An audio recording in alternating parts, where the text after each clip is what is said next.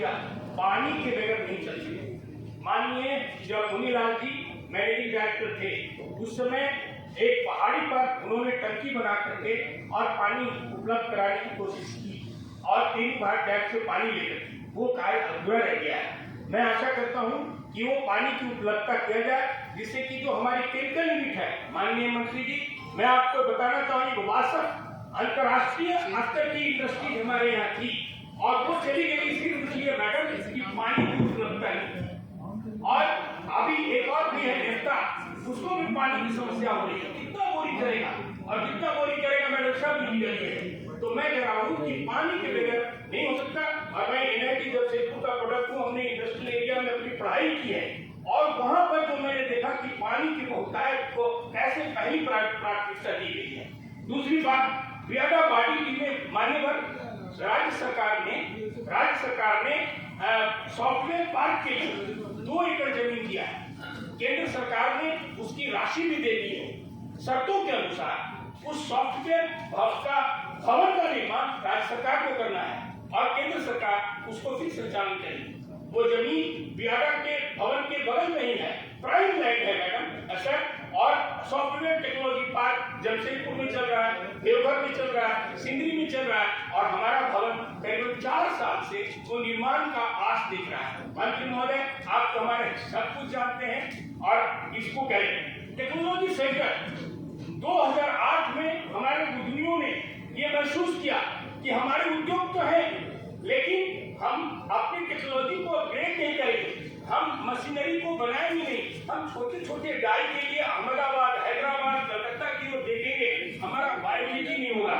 इसलिए हम लोगों के लाख या अरब के बाद टेक्नोलॉजी सेंटर के लिए मान्यवर आपकी सरकार ने 22 एकड़ जमीन दिया है और केंद्र सरकार के मद से 301 करोड़ का लागत से वो निवेश होगा।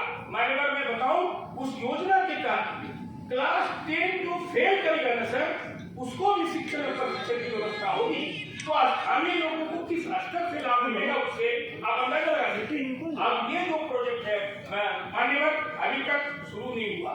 फिर मान्यवर मैं माननीय प्रधानमंत्री जी जो हम सब के प्रधानमंत्री हैं, मैं राजनीति की बात नहीं करता, आप मंत्री हैं, आपके भी प्रधानमंत्री। वोकल इज लोकल एक योजना है केंद्र सरकार की जिसको राज्य को लागू करना है। यह योजना की कोई चर्चा ही नहीं होती मंत्री पर, किसी स्तर पर नहीं। पिछले बार बोकारो स्टील प्लांट का एक सेमिनार हो रहा था, इस शब्द का उन्होंने उपयोग ही नहीं किया कि वोकल फॉर लोकल भी कोई चीज है। वोकल फॉर लोकल ही हमारा रामबाण है। क्यों मित्रों?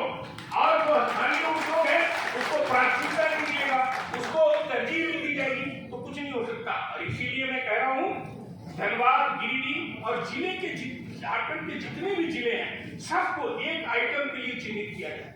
जैसे हम अगर बोकारो की बात करते हैं तो फ्लैग प्रोडक्ट जो बोकारो स्टील प्लांट का है, कोलगेट मीथर जो बोकारो स्टील सिटी का बोकारो जिले का उत्पाद है, इस दोनों पर आधारित क्या उद्योग लग सकते हैं फर्नीचर का इत्यादि का, उस पर फोकस करना चाहिए जिससे कि उद्योग का विकास हो। गिरिडीह का मायका हो सकता है, कोडरमा का भी मायका हो सकता है और इसी तरह जमशेदपुर का टाटा एंजल भी हो सकता है।